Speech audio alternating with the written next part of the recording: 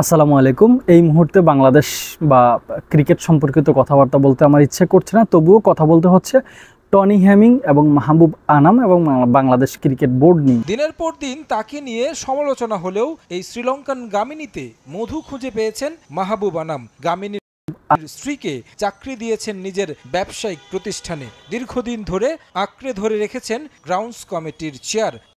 Tony হ্যামিংকে জুলাইয়ের 2023 সালের 17ই জুলাই বাংলাদেশ তাকে খুব ঘটা করেই তাকে নিয়োগ দিয়েছিল এবং এই নিয়োগ দেওয়াটা যে খুব একটা ভালো সিদ্ধান্ত ছিল সেটা আমরা তার কাজের মাধ্যমে দেখতে পেয়েছি। এবং অতীতে তিনি যেই কাজগুলো করেছেন, দুবাইয়ে কাজ করেছেন, ফুটবল মাঠে কাজ করেছেন, বিভিন্ন দেশের পিচ নিয়ে তিনি কাজ করেছেন, নিউজিল্যান্ডের মানুষ তিনি। তো তিনি যখন বাংলাদেশের হয়ে কাজ করবেন 2 বছরের জন্য তার সঙ্গে একটা চুক্তি করা হয়েছে, সেখানে আমরা খুশি হয়েছিলাম। পরবর্তীতে আমরা জানতে পেরেছিলাম যে তাকে অবশ্য নিয়োগ দেওয়া হয়েছে যে পূর্বাচলে শেখ হাসিনা স্টেডিয়ামটা যেটা হবে সেই স্টেডিয়ামের পিচগুলো বানানোর জন্য। যেহেতু সেই স্টেডিয়ামের কাজটা এখনও পর্যন্ত শুরু হয়নি, সেটা একটু ডিলে হয়ে গেছে বা একটু দেরি হচ্ছে, তো তাকে বরিশালে বা অন্যান্য বিভিন্ন জায়গায় তাকে দিয়ে কাজ করানো হয়েছে। তাই কিন্তু একটা বিষয় এখানে মার্ক করে রাখান, সেটা হলো তাকে দিয়ে মিরপুরে কোনো কাজ করানো হয় না। মিরপুরের মাঠে তাকে দিয়ে কোনো ধরনের কাজ করানো হয়নি। এখন মাহবুব আনাম গ্রাউন্ডস কমিটির চেয়ারম্যান, আমি জানি না বিপিএল জবে থেকে বিপিএল হচ্ছে তবে থেকেই কিন্তু আমরা স্পেশালি যেহেতু মিরপুর কেন্দ্রিক বা মিরপুরের মাঠ কেন্দ্রিক বিপিএলটা আগে হইতো, চট্টগ্রামে এবং মিরপুরে এই দুটো মাঠে বেশি খেলা হইতো, মিরপুরে সব থেকে বেশি হইতো।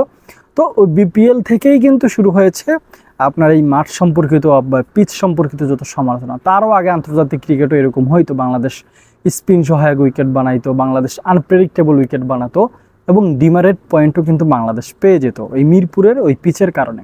তবুও কিন্তু গ্রাউন্ডস কমিটির চেয়ারম্যান মাহবুব আনাম কেন যেন অদৃশ্য কোনো এক কারণে তিনি তার চেয়ারে অটুট থাকেন, তার চেয়ারটা তার অক্ষুণ্ণ থাকে। এখন মাহবুব আনাম কেন এই অক্ষুণ্ণ চেয়ার নিয়ে এত বছর আছেন কিন্তু পিচের কোনো ধরনের পরিবর্তন তিনি করতে পারেননি? শেষ পর্যন্ত তিনি টনি হ্যামিংকে নিয়ে আসলেন, এটা ভালো একটা সিদ্ধান্ত, কিন্তু তাকে পর্যন্ত কাজ করার সুযোগটা দেওয়া হয়নি। টনি হ্যামিং কিছুদিন আগে একটা ইন্টারভিউতে বলেছেন তিনি পাকিস্তানে এই মুহূর্তে আছেন, তিনি চ্যাম্পিয়ন্স ট্রফিকে সামনে রেখে সেখানটায় পিচ বানাবেন, সেটা একটা ভিন্ন আলোচনা। এটা একটা মানে দৃশ্যমান একটা কারণ, এই কারণে তিনি বাংলাদেশের চাকরিটা ছেড়েছেন।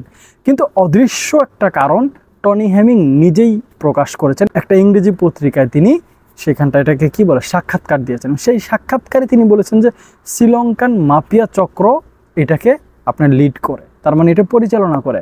দেখেন মাহবুব আনাম তিনি তার ব্যক্তিগত যে ব্যবসায়িক প্রতিষ্ঠান আছে সেই ব্যবসা প্রতিষ্ঠানে আমাদের বর্তমান যিনি কিউরেটর আছেন মিরপুরের, বা আমাদের প্রধান কিউরেটর যিনি আছেন গামিনী ডি সিলভা, তার স্ত্রীকে মাহবুব আনাম সেই কোম্পানিতে চাকরি দিয়েছেন এবং সেই কোম্পানিটা হচ্ছে শ্রীলঙ্কায়। তার মানে শ্রীলঙ্কায় যেই কোম্পানি মাহবুব আনাম তৈরি করেছেন সেই কোম্পানিতে চাকরি করেন গামিনী ডি সিলভার স্ত্রী, এবং গামিনী ডি সিলভা তা কাজ করেন বাংলাদেশ ক্রিকেট বোর্ডের মাহবুব আনামের নেতৃত্বাধীন পিচ কিউরেটর হিসেবে, এবং সেটা প্রধান কিউরেটর হিসেবে গত 13-14 বছর তিনি আছেন।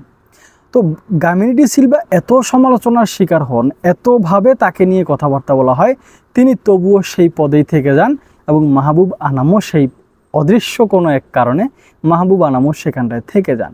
টনি হ্যামিং বাংলাদেশ থেকে চলে গেছেন, তিনি বলেছেন যে তিনি কাজ করার যে মানে সহযোগিতা তিনি পাননি, চেয়ারম্যানের কাছ থেকে তিনি সেই সহযোগিতা পাননি। শেরে বাংলার এই উইকেটগুলো সম্পর্কে তিনি বলেছেন যে আপনি একটা বাজে উইকেট দেখতে পাবেন এবং সেটা এই ধরনের এই লেভেলের ক্রিকেটের জন্য খুবই বাজে উইকেট। তিনি আরও বলেছেন যে গামিনী ডি সিলভার সাথে তার নাকি তেমন কোনো কথাবার্তা হয়নি, তিনি নাকি তেমন কোনো সহযোগিতাও পাননি, চেয়ারম্যানের থেকেও পাননি, গামিনী ডি সিলভার থেকেও পাননি। আপনি যদি দেখেন মাহবুব আনামের কথাও যদি বলি, মাহবুব আনাম গতকালকে যমুনা টেলিভিশনে একটা ইন্টারভিউ দিয়েছেন এবং সেই ইন্টারভিউটা দেখার পরেই আমার কাছে মনে হয় এই দেশের এই ক্লান্তি লগ্নে হলেও এটা নিয়ে আমাকে একটু কথা বলতে হয়। মাহবুব আনাম বলেছেন যে এটা দুঃখজনক এবং ভিত্তিহীন।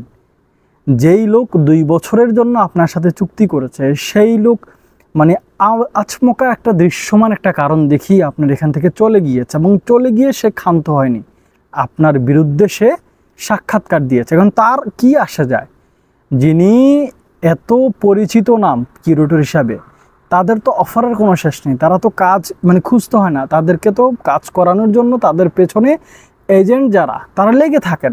তো সেই ধরনের একটা লোক আপনার বিরুদ্ধে কথা বলতে যাবে কেন? তার সাথে তো আপনার সাথে কোনো শত্রুতা নেই, টাকা পয়সা হিসেব নিকেশও নেই। $6,000 মাসিক একটা বেতনে এই টনি হ্যামিংকে বাংলাদেশ ক্রিকেট বোর্ড চুক্তি করেছিল 2 বছরের, কিন্তু 1 বছর না শেষ হতেই তিনি চলে গেছেন। এখন বাংলাদেশ ক্রিকেট বোর্ড ছেড়ে বিদেশি কর্মকর্তারা চলে যাওয়ার বিষয়টা আজকে এই টনি হ্যামিংকে দিয়ে শুরু হয়নি। আপনি যদি দেখেন অ্যানাল ডোনাল্ড, যিনি পেস ইউনিটকে পুরোপুরি বদলে দিয়েছেন, তিনি কিন্তু চলে গেছেন।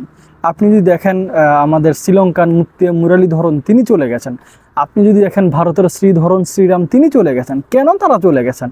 এই ব্যাখ্যা বাংলাদেশ ক্রিকেট বোর্ডের পক্ষ থেকে দেওয়া হয়নি। আপনি যদি দেখেন টিম অ্যানালাইসিস যিনি করতেন ভারতের চন্দ্রশেখর, তিনিও কিন্তু চলে গেছেন। বলা হয় ক্রিকেট বিশ্বে এই মুহূর্তে ওনার মতন ক্রিকেট অ্যানালাইটিক্স আর একজনও খুঁজে পাওয়া যায় না। তিনি চলে গেছেন। কেন চলে গেছেন? কি কারণে চলে গেছেন? ক্রিকেটের ভেতরে বা ক্রিকেট বোর্ডের ভেতরে ওই পরিবেশটা হয়তো এখন আর নেই। সেখানে অন্য কেউ এসে ফ্রি মাইন্ডে বা ফ্রিলি সম্মানের সহিত কাজ করতে পারবে, এটা এখন আর বাংলাদেশ ক্রিকেট বোর্ডে নেই। এই কারণেই তো কেউ এসে এখানে টিকতে পারছে না। শেষ পর্যন্ত মুশতাক পর্যন্ত চলে গেছেন, যদিও তিনি বলেছেন যে তার একটা কমিটমেন্ট আছে, পুরনো কমিটমেন্ট, সেটাকে তিনি শেষ করে ফিরে আসবেন। তবে ফিরে আসে কিনা সেটাও তো এখন সন্দেহের বিষয়। তো এই শ্রীলঙ্কান যে মাফিয়া চক্র, আমার কাছে মনে হয় গামিনী ডি সিলভা এবং সেখানটা তার স্ত্রী এবং মাহবুব আনাম, পাশাপাশি আমাদের হেড কোচ চন্ডিকা হাথুরু সিংয়ে তিনিও জড়িত আছেন বলে আমার কাছে মনে হয়। এই কারণেই, এই অদৃশ্য কারণেই গামিনী ডি সিলভার উপরে শত শত স্টিম রোলার চালিয়ে দেওয়া হয়েছে সমালোচনা। তবুও কিন্তু তিনি এক পাও পিছপা হননি বা তাকে পিছপা করেনি বাংলাদেশ ক্রিকেট বোর্ড। মাহবুব আনাম সেই চরিত্রের প্রধান এবং এই শ্রীলঙ্কান যেই মাফিয়া চক্র, আমার কাছে মনে হয় এটা টনি হ্যামিং একেবারে সঠিক এবং সত্য একটা কথা বলেছেন। যাই হোক, আমার আজকের আলোচ্য বিষয় যেটা, সেটা হলো মাহবুব আনাম এবং গামিনী ডি সিলভা, এবং গামিনী ডি সিলভা যে মাহবুব আনামের শ্রীলঙ্কান সেই কোম্পানিতে চাকরি করেন, এই বিষয়গুলো বাংলাদেশ ক্রিকেট বোর্ড জানে এবং তারা হয়তো সেটা জেনেই চুপচাপ রয়ে গেছে। তারা হয়তো সেই বিষয়টা নিয়ে কথা বলছে না, তবে কথা বলা উচিত। ভালো থাকবেন, সুস্থ থাকবেন, আল্লাহ হাফেজ।